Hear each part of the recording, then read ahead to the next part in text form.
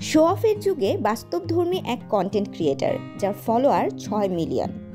বলছি ভিডিওর শুরুতেই মাইসেলফ রিপন ভিডিও বলে হাসি মুখে হাজির হওয়া রিপনের কথা। তার কন্টেন্টে নেই কোনো নেগেটিভিটি, নেই চাকচিক্য অথবা জোর করে হাসানোর চেষ্টা। তবুও তার ভিডিওগুলো দেখে হাসেন সবাই। একটা সময় অন্যের বাড়ি থেকে চেয়ে আনা চালে যার ঘরে রান্না হতো, আজ সেই রিপন মিয়া দেশের জনপ্রিয় কন্টেন্ট ক্রিয়েটরদের একজন। হ্যাঁ, এটাই বাস্তব।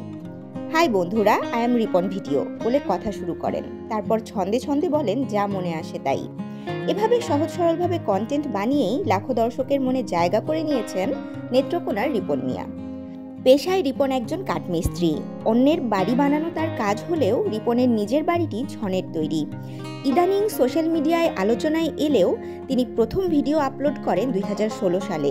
মাঝে কিছুদিন বিরতি দিয়ে 2019 সালে ফিরে নিজের নামে পেজ খুলে আবারও ভিডিও আপলোড শুরু করেন তিনি।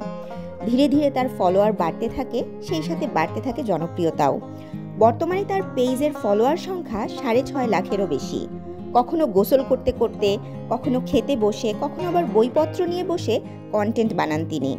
কৃত্রিমতার যুগে রিপন মিয়া শুধু ব্যতিক্রমী নয়, জীবনকে ভিন্নভাবে দেখার এক আয়নাও বটে। তাশরিফা তৃষা, তরঙ্গ টিভি।